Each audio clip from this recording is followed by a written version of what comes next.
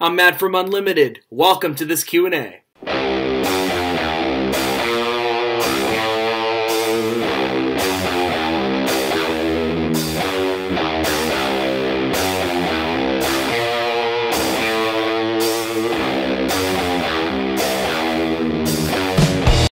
Well, great news, ladies and gentlemen. It's time for the Unlimited Marathon edition of the Unlimited Q&A series here at the Unlimited YouTube channel and the Unlimited Facebook page. And if you want a question answered in a future Q&A video, they're going to happen more frequently after the marathon. Good news again. The Q&A series will be returning every Friday. They will mostly be wrestling Q&As. Sometimes I'll sprinkle in maybe a sports Q&A or a video game Q&A.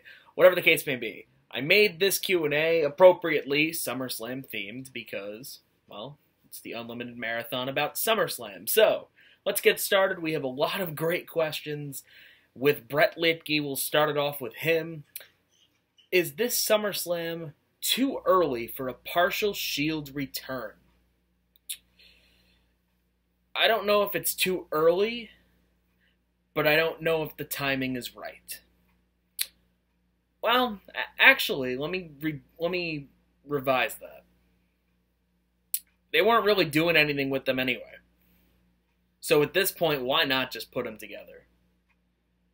I would have maybe made the feud a bigger deal because I feel like this feud should be a lot bigger than what it is. But yeah, they're not doing anything, and isn't that a shame? Especially for a guy like a Rollins, who back at WrestleMania was wrestling Triple H, was wrestling God at the biggest show of the year, WrestleMania, and beating him, only to come into SummerSlam, and he's featured in a tag team match for the meaningless Raw Tag Team Championships. How sad is that? And look at Ambrose, and I don't even want to get into how sad his career has gone. But I don't know if the timing was right, but if they're going to do it, why not? They're not doing anything else with them. Would WWE have been better off ending the Mahal reign early and instead configuring the Cena-Nakamura match into SummerSlam? Yes. Well, yes to the Cena-Nakamura part. I don't know about the ending the Mahal reign early. But let's be completely honest here. If they did Cena versus Nakamura at SummerSlam as that big-time attraction mid-card match with no championships involved, just pure ego versus ego, just one guy versus another, just a match to have a match, if they did that, the title is inconsequential. They don't need the belt. Their match and the magnificence, the big-time presence of it, will sell itself. The championship isn't going to sell their match. They have to sell their match, and they're going to, or they would. But yeah, I think that Cena Nakamura was supposed to be the way to go, or at least in my opinion, it should have been the way to go. Because at this point now, you have a championship match that I have no interest in, and you have Cena versus Corbin that I have zero interest in. Especially what happened this past Tuesday night. But yeah, I completely agree with that. It should have been Cena Nakamura. I'm still mad that it's not. Is Bayley dead in the water as a babyface? She's been dead in the water as a babyface for a while. Honestly, I could make the argument that ever since she got called up to the main roster, it's just been one big downward spiral, and that's probably going to continue. Lately, it has been very noticeable that a lot of merchandise worn at WWE shows is from other companies. How many Bullet Club t-shirts do we see in the front row at SummerSlam? And should this worry the WWE at all? No, it's not going to worry them. And how many will we see in the front row? I'll put the over-under at 5. I'll go with 5. I don't think it's gonna bother them. Because at this point, I mean, yeah, the Bullet Club is getting presence on their show. I get that. But at the same time, even if the Bullet Club becomes a bigger commodity than it already is, that's not really going to affect WWE. It's not. Because the companies that Bullet Club is involved with, such as ROH and New Japan and all these other insignificant companies, are exactly what I just mentioned. Insignificant to the WWE. The WWE is still going to be here, and everyone else is still going to be down here. So, no, it's not going to affect them at all. But I'll put the over-under at 5. SummerSlam is currently slated to be 6 hours long. Most will agree that this is way too long. Yes, I completely 100% agree. What is the optimal time for a pay-per-view such as SummerSlam? And how does WWE balance such a massive roster with the limits of one show? Would WWE be better converting WrestleMania and SummerSlam into 2-day events? I'll answer that part first. No. No, because if we're complaining that 5 hours is too long, 2-day events would just be completely overkill. Because it would be they'd be filled with so much filler that it's not even funny. And at this point, the only thing that the WWE should be doing is sticking with 4-hour Big Four pay-per-views, a 4-hour WrestleMania, and a 4-hour SummerSlam. That's pretty much all you need. You don't need 4 hours for Survivor Series, because Survivor Series as a pay-per-view itself has lost a little bit of its relevance. And then you have the Rumble, where the Rumble match itself eats up an hour of the pay-per-view anyway, so you don't need an extra 3. You don't. You don't even... Some could argue you might not even need an extra 2. Maybe the Rumble should just stand out on its own. Maybe the Rumble should just be the Rumble match, and that's it. You know, it's not a terrible idea. But in terms of should they do 2-day events? No. They should do 4-hour events and figure out a way to manage their time properly, which has been an issue, with the WWE for years. Their time management is poor. Their time management sucks.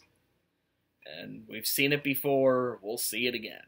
This is all just speculation, and all of this is just like what we want, but we know it's not going to happen. It's just how I view it. Finn Balor has announced that he will be using his demon gimmick for his match at SummerSlam. My question is, what does this mean for Bray Wyatt? At this point, who cares? Who cares? And I've been saying that for years. But now it's gotten to a point where I can't even think of who he faces next.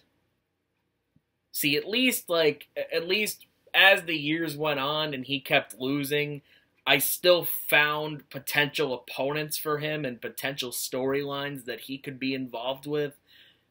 It's gotten to a point where I can't think of anybody that he would work with, that he would work well with, even if it does involve him losing. I don't know. And quite frankly, I don't care. Bray Wyatt has been a bust. Character-wise, booking-wise, everything about Bray Wyatt has been one gigantic, colossal bust. How sad is that? A guy I pictured main eventing WrestleMania has not main evented a WrestleMania, has lost every WrestleMania that he's been involved with. Again, how sad is that? I don't know if Brett asked more. Let me just check.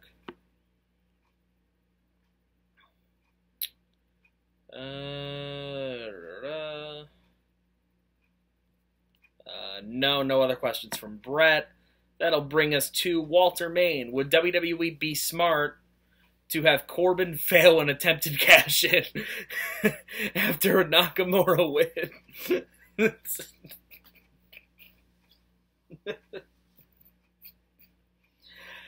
All right, to be fair, I put this Q&A thread up. Today is Friday. I put the Q&A up Monday. I believe it was Monday, maybe Tuesday. It was definitely before SmackDown took place. So I'll forgive Walter's question. But in terms of his question, if nothing happened on SmackDown, in terms of his question, would they be smart to have Corbin fail an attempted cash-in after a Nakamura win? No, because it'd be predictable. And it would probably be set up completely predictable in a complete way that we've seen before. It's nothing original, nothing unique. It'll just be Corbin attacks him, cashes in, wins, blah, blah, blah. And would that elevate Nakamura, or would it do little for Nakamura and hurt Corbin? I don't... At this point, Nakamura is being hurt by WWE as a whole in general. So I don't really... I guess it's going to hurt him more, but he's already being hurt. Just saying. Does Walter have any more questions? I didn't pre-sort these, so I'm just trying to figure things out. How would you book the finish of the Fatal 4-Way to keep all four guys looking good? Oh, man. Oh, God.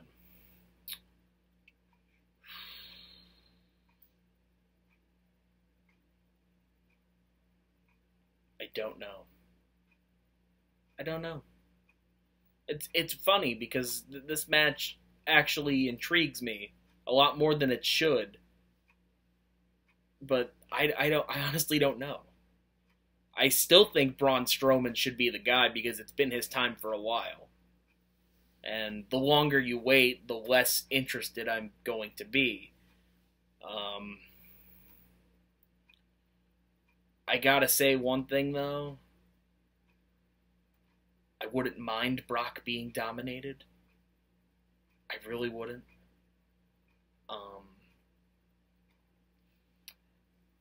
I just have a feeling that Roman's going to do his usual shtick, and it's probably going to lead him to a victory.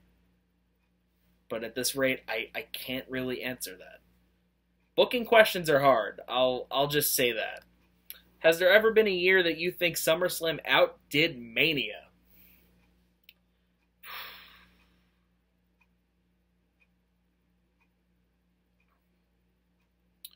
2002. I'm not saying WrestleMania 18 was bad, which it wasn't. It was pretty good. But SummerSlam 2002 might be the greatest SummerSlam in history, or at least in the top 3. To me, it's definitely up there. It's probably the best. I would say 92 is up there, and 2002 would probably be up there as well. WrestleMania 18, on the other hand, I don't think it's a top 5 show. I don't even think it's a top 10 show. I think it maybe just misses the top 10, because it had a lot of good, but SummerSlam 2002 was pretty much all good. So that might be the year. Another one I could think of in recent times, maybe 08. Like I said, I'm not saying that WrestleMania 24 was bad either. Just SummerSlam 08 had so many good elements to it, like Cena Batista and Edge versus Taker inside Hell in a Cell. You know, Punk JBL wasn't that bad. You know, you had that Jericho Michaels angle that was amazing. They did a lot of good stuff on that show. So I might have to say that as well. Try to think of another one.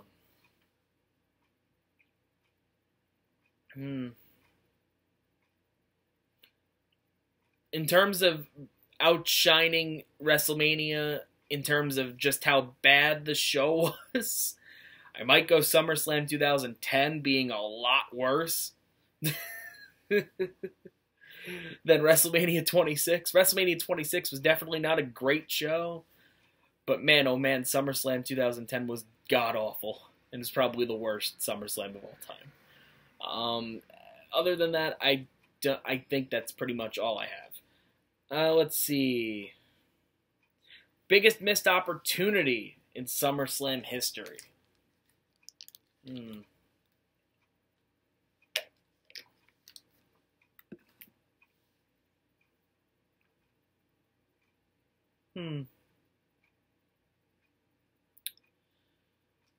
Wasn't it in '92 where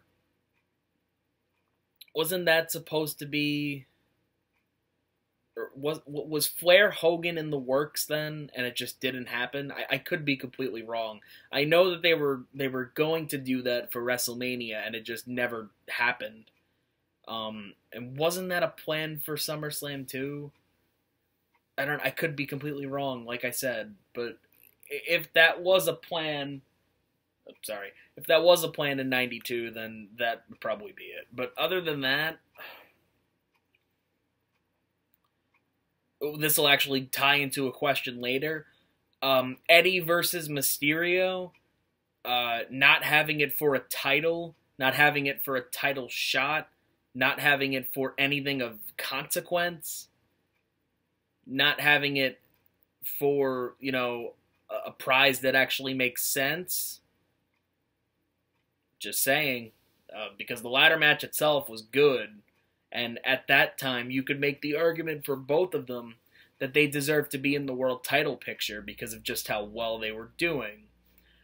But instead, we got a ladder match for the custody of Dominic. So that's a big missed opportunity as well. Another missed opportunity I have was maybe Cena and Rollins and Brock and Taker ending in better ways, because the matches themselves were pretty damn good that were ruined by bad finishes. So that might be it. I'm trying to think of some recent ones. Biggest missed opportunity. 2011, not having Cena versus Mysterio, because I think that could have been a pretty damn good attraction match to main event the show, rather than having Cena versus Punk with Triple H as the ref, just so that way Kevin Nash can interfere, just so that way Alberto Del Rio can cash in Money in the Bank for no goddamn reason. Yeah, that'd be another one. Other than that, I can't really think of any others. Was Austin getting his neck broken the worst thing to happen in SummerSlam, given that it cut his career short? No, and the only reason I say that is because, yes, it did cut it short, but you also still got a lot of really good time out of Austin. So I know a lot of people say, like, yeah, he broke his neck and it's unfortunate. Trouble playing that. Sorry, I'm just trying to look, because I was watching a Netflix show, and it says we're having trouble playing this, even though I've been watching it for the past 3 hours. But back to your question. Yeah, Austin getting his neck broken was unfortunate, and it did shorten his career, but we also got a lot of great years out of him. Great moments, great ratings, a lot of money, won the war with him. I mean, so would that really be the worst moment? I don't know. It's definitely up there, and it's still unfortunate, but we still got a lot of good time out of him. So, I always look at that with a grain of salt. Like, yeah, it was bad, but was it really? Because let's be honest here, we did a lot of, or WWE did a lot of great things, a lot of great stuff with Austin, entertaining stuff.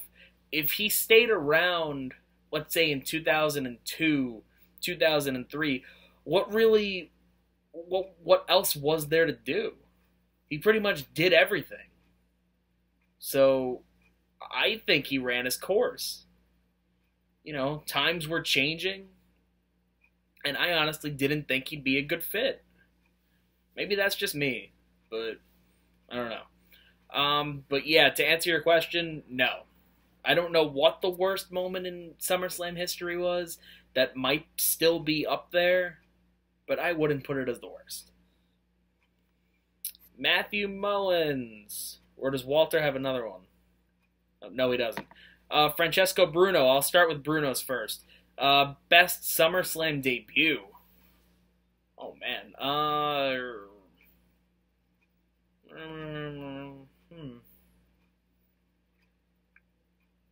Were there really a lot of debuts? I don't know. I would have to look at some of the old ones. Was it SummerSlam where Warrior debuted?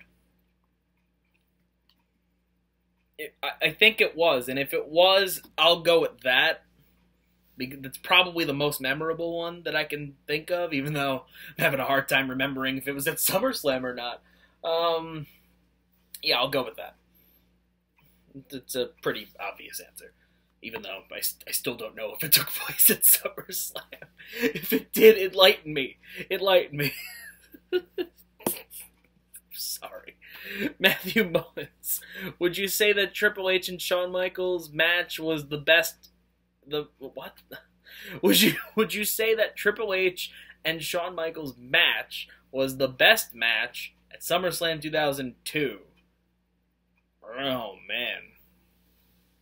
Yeah, probably. I mean, that freaking SummerSlam had great matches from start to finish. But Triple H versus Shawn Michaels usually takes the cake if it's on pay-per-view. Or at least for me. Even though the main event did accomplish a lot of good. Francesco Bruno will John Cena break his losing streak at SummerSlam? That's more of a predictions question, but I think so. I think so.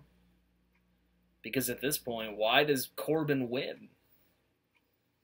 Why? He's already been buried. Leave it to Cena, Super Cena, to, just put the final nail in the coffin. What are your thoughts on Brock Lesnar winning the Undisputed Championship from The Rock, SummerSlam 2002? It's called building a new star, moving into a new generation, moving into a new era, doing something different. It's also called The Rock's going to make movies, so we need to put the belt on someone. So why not Brock Lesnar, who's believable? Yeah, that pretty much sums it up. I enjoyed it. I liked it. I respected it. I'm not saying I like Brock Lesnar because I still don't, but yeah, I still respect it. What was your favorite SummerSlam event? Oh man. 2008, 2009, 1992, 2002. Maybe 2000 would be up there. Definitely not any of the PG era SummerSlams other than 08 and 09. 2010 sucked, 2011 sucked, 2012 didn't suck to the levels of 2011 and 2012, or 2012 didn't suck to the levels of 2010 and 2011. It was still bad. 2013 had its moments. 2014, hated it. 2015, hated it. 2016, hated it. Other than that, I might go 1997. Even though we did get that Austin broken neck. Yeah, those are just some. Does Mullins have more? What was the worst SummerSlam you've ever seen? Oh man, 2010, 2011, 2014, 2015, 2016. Sorry. 2013 was passable.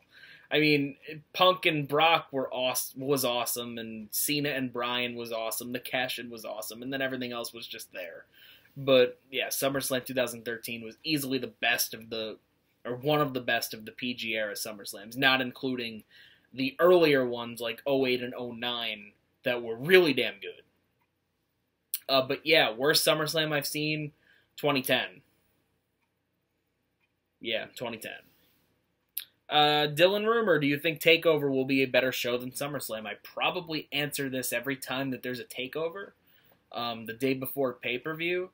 I'm probably going to lean towards no, and the only reason why is because I haven't been keeping up with NXT.